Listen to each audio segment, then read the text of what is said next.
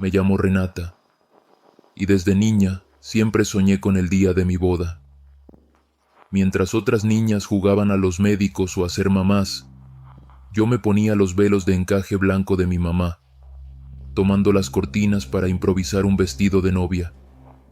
Recorría el pasillo de nuestra casa, imaginando que era el altar.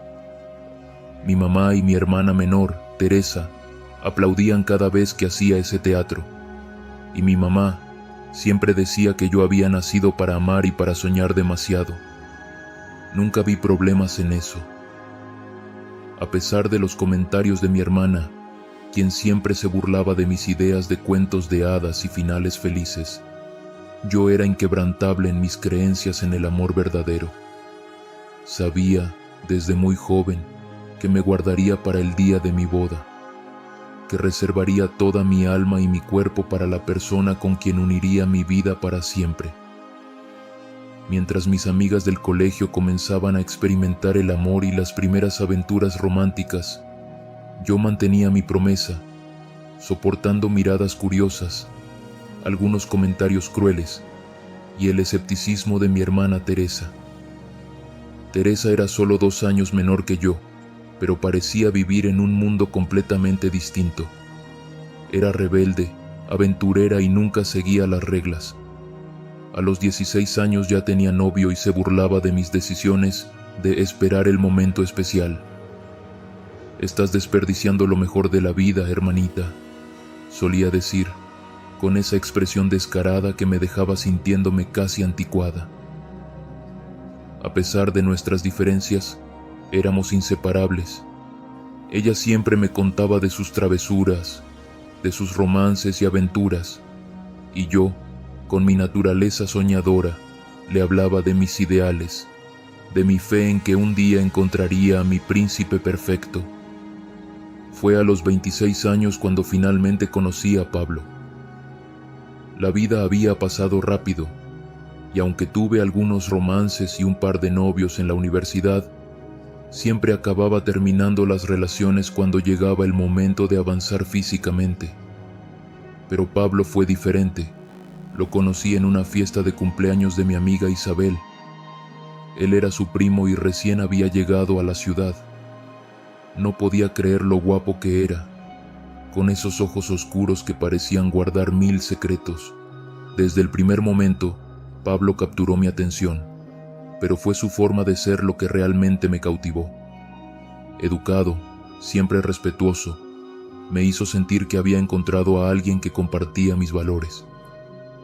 En nuestra primera cita, mientras charlábamos en un pequeño café de la ciudad, decidí contarle sobre mi decisión de guardarme para el matrimonio, esperando que eso, como tantas veces antes, acabara con la relación antes de empezar. Pero Pablo, en lugar de huir o burlarse, me miró con una seriedad que me desarmó. «Es admirable», me dijo. «Es raro hoy en día encontrar a alguien con tanta convicción». Y eso fue el comienzo de lo que parecía una historia de amor perfecta. Durante el siguiente año, Pablo se convirtió en todo lo que había soñado.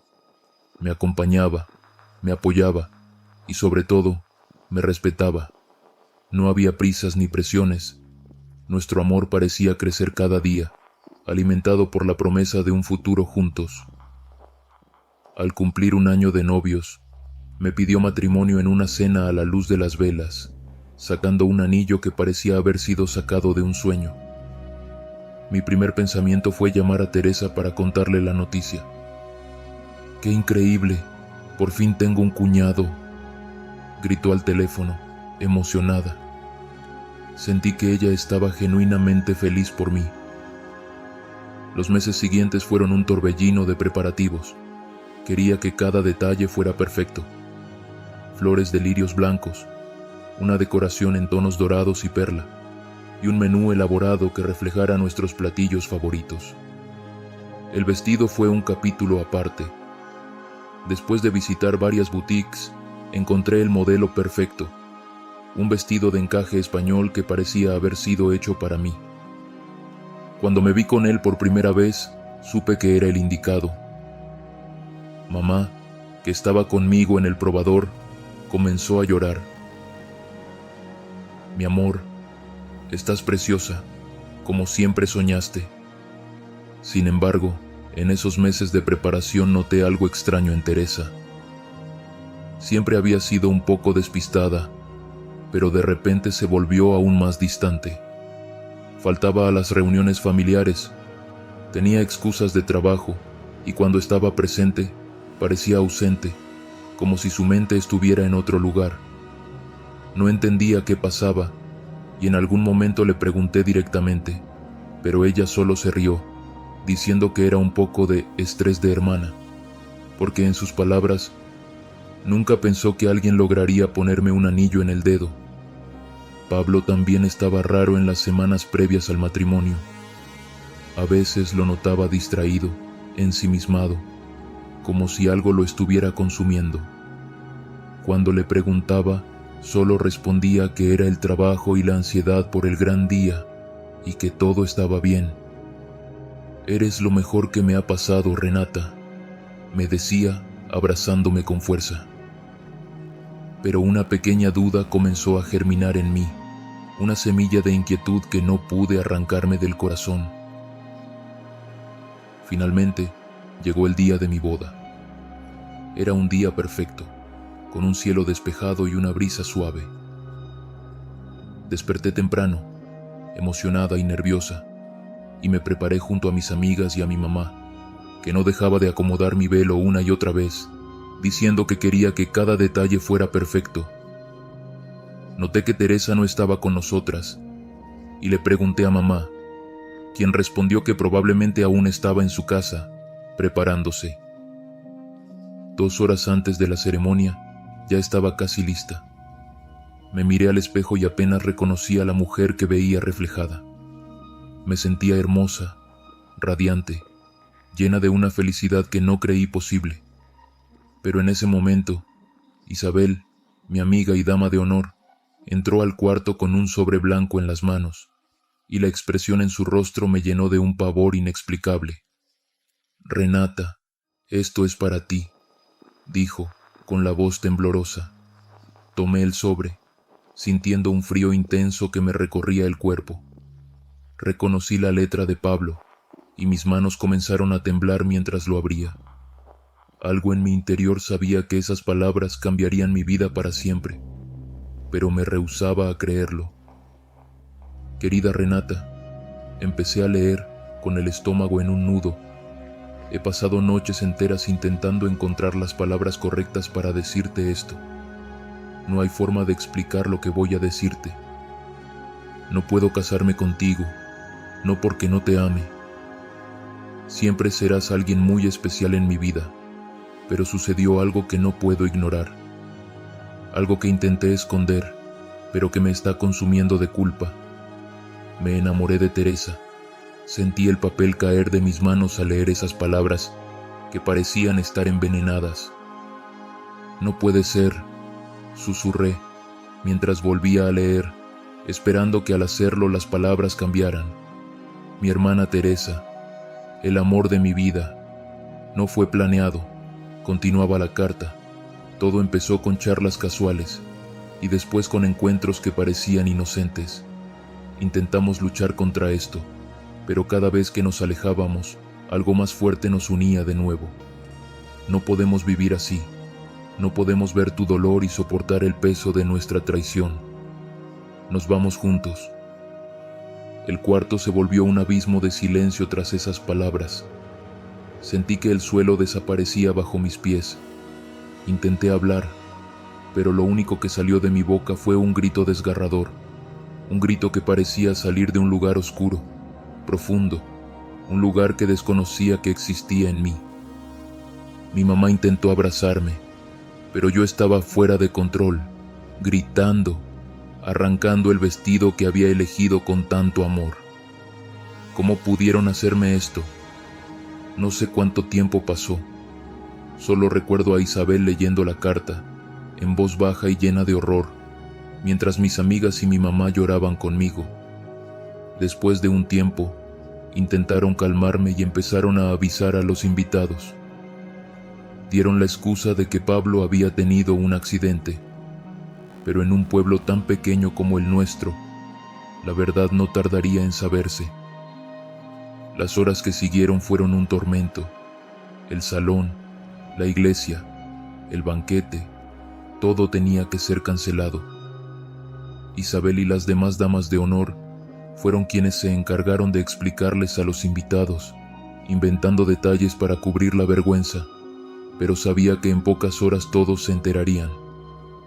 Algunos ya estaban cuchicheando, enviando mensajes. Los rumores comenzaron a correr como fuego en un pastizal seco.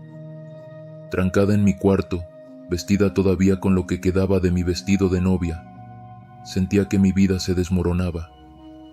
Mi mamá intentaba consolarme, pero no podía verla.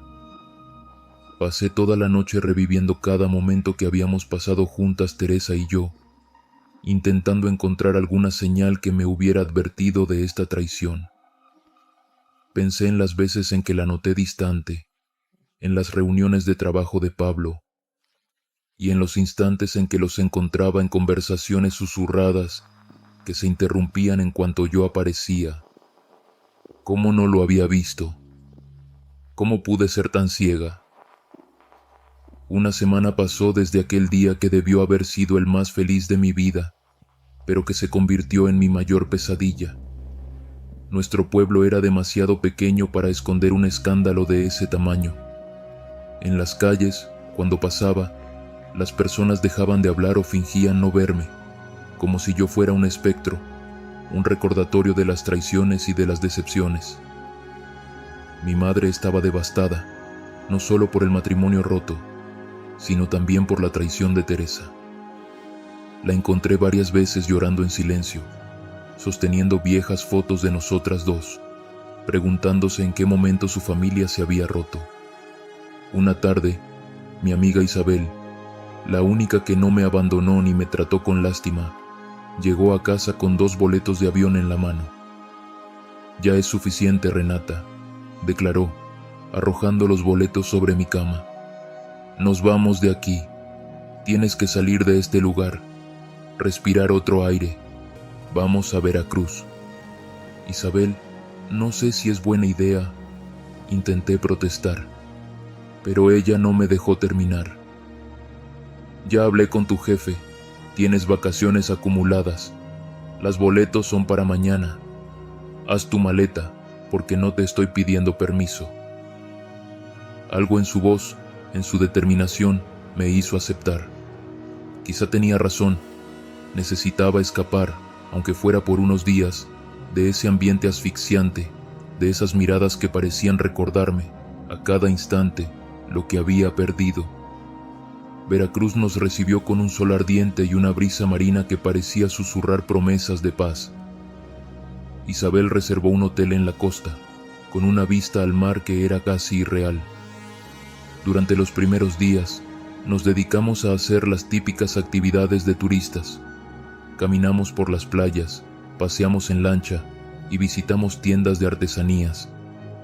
Isabel parecía estar decidida a no dejarme tiempo para pensar, como si intentara distraerme de mi propio dolor. Por las noches, salíamos a bares en la zona turística. Isabel insistía en que me arreglara, que me maquillara, que intentara volver a sentirme bien conmigo misma. «Te va a hacer bien, Renata», decía mientras elegía mis vestidos. Fue en una de esas noches cuando conocí a Fernando. Era una noche especialmente animada. El bar estaba lleno y había un grupo tocando música en vivo. Isabel había ido al baño y yo estaba sola en la mesa, cuando noté que un hombre, unos años mayor que yo, me miraba desde el otro lado del lugar. No era como los demás, parecía fuera de lugar, con su camisa negra, su cabello ligeramente despeinado y su expresión seria, pero había algo en su mirada que me atrapó, una intensidad que no supe ignorar. Cuando nuestros ojos se encontraron, él sonrió, y mi corazón dio un pequeño vuelco. Antes de que pudiera apartar la vista, ya estaba acercándose a mi mesa. «¿Me permite?», preguntó, señalando la silla vacía. Su voz era profunda, con un leve acento que no pude identificar de inmediato. Normalmente, hubiera rechazado a un extraño en un bar, pero algo en su mirada y en mi estado de ánimo me hizo aceptar. Claro, respondí, sintiéndome repentinamente nerviosa. Fernando se presentó, extendiendo su mano. Renata, respondí, sintiendo sus dedos firmes en mi mano. Pasaron unos minutos de conversación y, al verme callada, Fernando murmuró, observándome con esos ojos oscuros: «Parece que no la está pasando bien». Me sorprendió su percepción, y mi primera reacción fue desviar la mirada, riendo con nerviosismo. «¿Tan obvio es?», pregunté, tratando de aparentar indiferencia. «No es solo lo que veo, Renata, es lo que percibo», dijo, inclinándose ligeramente hacia mí. «Los ojos dicen mucho. Los suyos, particularmente, parecen llenos de dolor». Algo en su tono de voz, en su gentileza, me hizo sentir una conexión inmediata, como si hubiera conocido a este hombre en otro tiempo o en otro lugar. Quizás era el efecto del alcohol, o quizá era mi desesperación por encontrar a alguien que no me mirara con lástima. Sin darme cuenta, comencé a contarle todo, desde el inicio. Hablé de mi boda, de Pablo, de Teresa, de la traición, de la humillación de haber sido abandonada y de mi dolor. Él me escuchó en silencio, sin interrumpir, como si cada palabra que saliera de mis labios tuviera un peso sagrado. Cuando terminé, Fernando se quedó callado unos momentos, como si estuviera considerando algo. Finalmente, se inclinó aún más y con una voz apenas audible, dijo: «¿Y si te dijera que puedo ayudarte a que ellos paguen por lo que te hicieron?». Al principio reí, pensando que era una broma, una forma de compadecerme, pero él no se inmutó. «¿Y cómo harías eso?», pregunté, tratando de mantener el tono de burla. Pero, para mi sorpresa, su voz se volvió aún más baja y seria. «Hay quienes me llaman brujo, hechicero», dijo sin apartar su mirada de la mía. «No importa el nombre, solo importa que puedo hacer que quienes te hicieron esto sufran las consecuencias de sus actos». En cualquier otra situación, me hubiera levantado y salido del bar sin mirar atrás. Un hombre mayor, en un bar, autoproclamándose hechicero, era la receta perfecta para problemas. Pero había algo en su mirada, en su tono de voz, en la intensidad que desprendía, que me hizo quedarme. «¿Un hechicero?», repetí, tratando de sonar incrédula, aunque mi voz tembló un poco.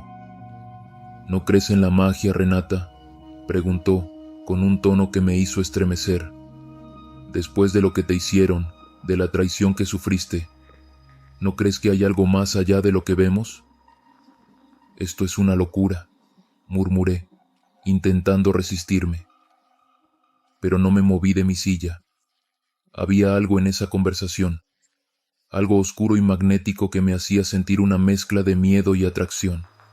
Y aunque sabía que debía huir, mi deseo de verlos sufrir era demasiado fuerte, demasiado humano. «Lo único que necesito es una foto de ellos», dijo finalmente, con una voz que parecía un susurro. «Una imagen basta para sellar la maldición, y claro, también necesito algo de ti». «¿De mí?», pregunté en voz baja, como si temiera que alguien nos escuchara. «Sí, necesitas algo que ellos te robaron, algo que debió ser solo tuyo, algo que tiene un poder especial», respondió. Su mirada intensa me hizo temblar, mientras explicaba que debía entregarme a él para sellar el hechizo. Supe que debía rechazar su oferta, salir de ese lugar y no volver a pensar en ello. Pero algo en mí, algo alimentado por mi desesperación y mi rabia, me mantuvo anclada. ¿Realmente me atrevería a hacer un pacto con este hombre? ¿A permitir que la oscuridad cobrara venganza por mí? Aquella noche, cuando Isabel volvió del baño, Presenté a Fernando como un amigo que había conocido en el bar. Pedimos más tragos y entre risas y bailes intenté olvidar lo que él me había propuesto, pero en el fondo sabía que mis pensamientos ya no me dejarían en paz. Cuando nos despedimos de Fernando esa noche, me dio su tarjeta con un número de teléfono y una dirección escrita a mano. Si decides que quieres justicia, sabes dónde encontrarme, dijo, con una media sonrisa que ahora me resultaba inquietante. Guardé la tarjeta en mi bolso, pensando que nunca la usaría. Pero una parte de mí, la parte rota y herida, sabía que lo haría. Regresamos a casa 2 días después, y durante el vuelo traté de convencerme de que todo lo sucedido en Veracruz había sido una locura momentánea, una fuga para tratar de apaciguar el dolor. Pero la tarjeta de Fernando, que había guardado en el fondo de mi bolso, parecía quemarme cada vez que pensaba en ella. No la había tirado. A cada rato, mis dedos encontraban ese pedazo de papel y algo en mí se resistía a deshacerme de él. Los días pasaron y las heridas no se cerraban. Me sorprendí a mí misma revisando viejas fotos en el celular. Una en la que Pablo y Teresa estaban riendo, otra en una parrillada familiar en la que todos parecíamos tan felices. Cada imagen me recordaba la traición y el dolor que me dejaron. Una tarde, casi sin pensarlo, saqué el teléfono, miré el número en la tarjeta y marqué. Fernando contestó al primer timbre, como si hubiera estado esperando mi llamada. Su voz era baja y profunda, y una sensación fría recorrió mi espalda. Sabía que llamarías, Renata, dijo, y sus palabras sonaron como una sentencia. Me pidió que lo visitara esa misma noche en su casa, un lugar en las afueras del pueblo, y aunque mi mente me decía que aquello era una locura, mis pies parecían tener voluntad propia. La noche caía cuando llegué a la dirección que Fernando me había dado. La casa era pequeña y estaba rodeada de árboles viejos, retorcidos, como si escondieran secretos en sus sombras. Toqué la puerta, y él abrió al instante, sin decir nada. Me hizo pasar, y el ambiente en el interior era extraño, con el aire cargado de un aroma a hierbas y algo más, algo que no podía identificar. ¿Tienes la foto?, preguntó sin rodeos, mientras yo sacaba el teléfono y le mostraba una de las imágenes de Pablo y Teresa. Él observó la pantalla en silencio, murmurando algo en un idioma que no conocía, y luego me devolvió el teléfono. Esto es solo el principio, dijo, con una voz que parecía un susurro. Para completar el pacto, necesito algo más, tu entrega, tu pureza, lo que ellos te robaron al destruir tus sueños. No podía respirar. Una parte de mí gritaba que saliera de allí, que huyera, pero otra, la parte llena de dolor y resentimiento, me mantenía inmóvil. ¿Qué significa eso?, pregunté en voz baja, aunque ya intuía la respuesta. Si te entregas a mí esta noche, el hechizo se sellará. Lo que les hicieron a ti se convertirá en una carga para ellos, y sufrirán como tú has sufrido. Fernando se acercó, y en sus ojos vi un destello oscuro, casi sobrenatural. Su presencia me envolvía como una sombra espesa, y, aunque sentía miedo, el deseo de venganza era más fuerte.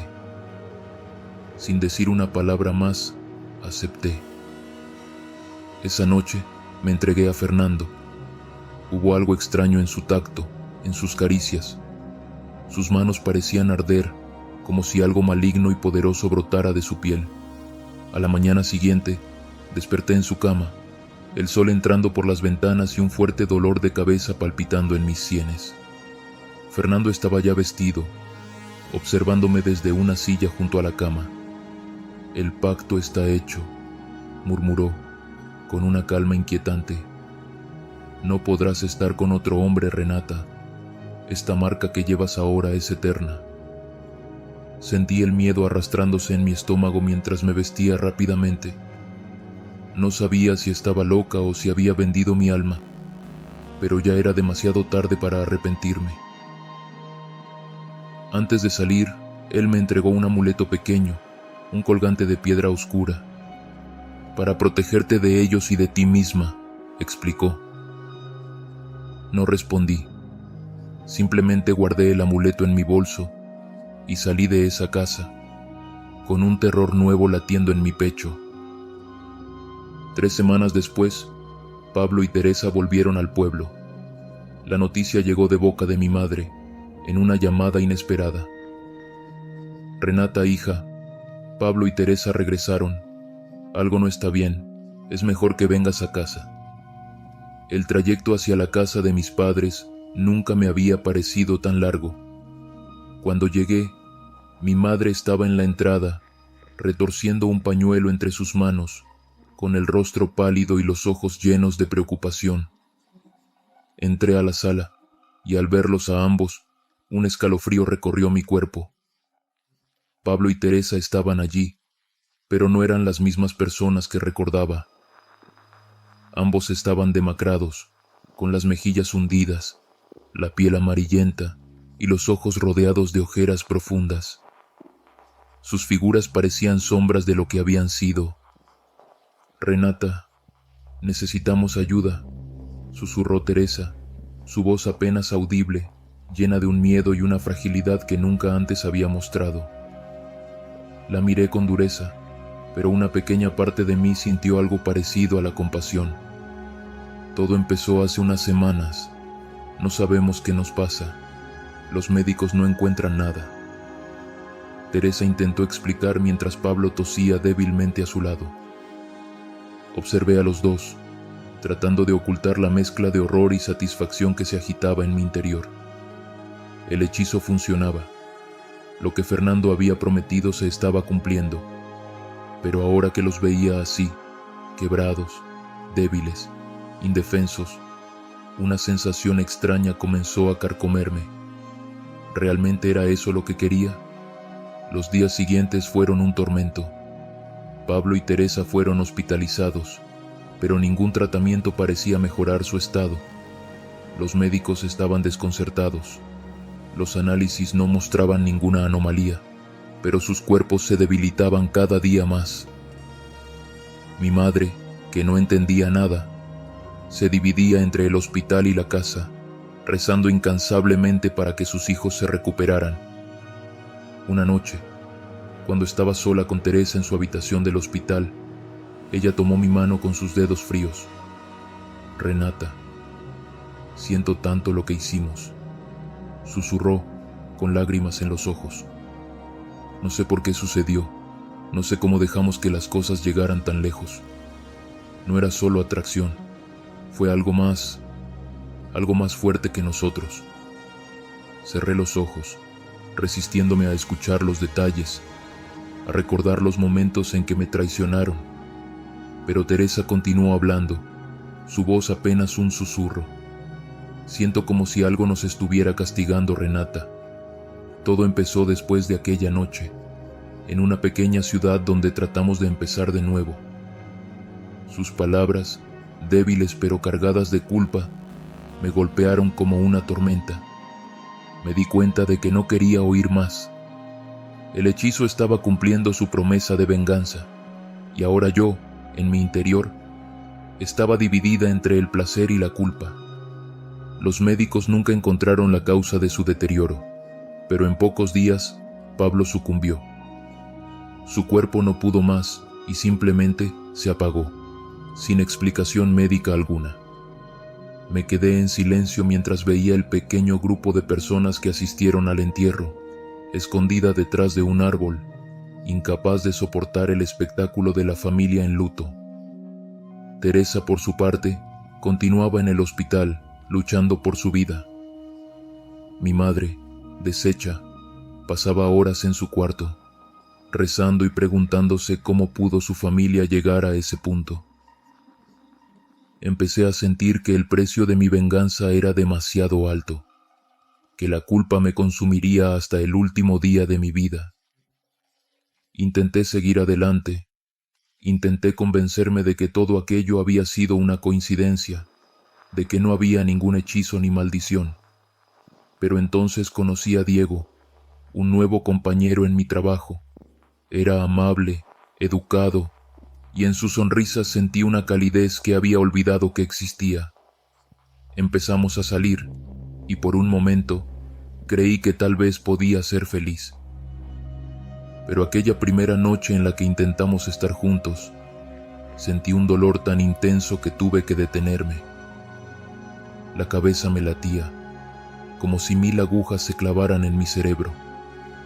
Cuando me miré en el espejo, vi sangre en mi nariz y supe que era la maldición, que Fernando había cumplido su promesa. Esa noche en mi cama, lloré hasta que no quedaron lágrimas. Al día siguiente, marqué el número de Fernando y él contestó de inmediato, como si me hubiera estado esperando. Ya te lo advertí, Renata.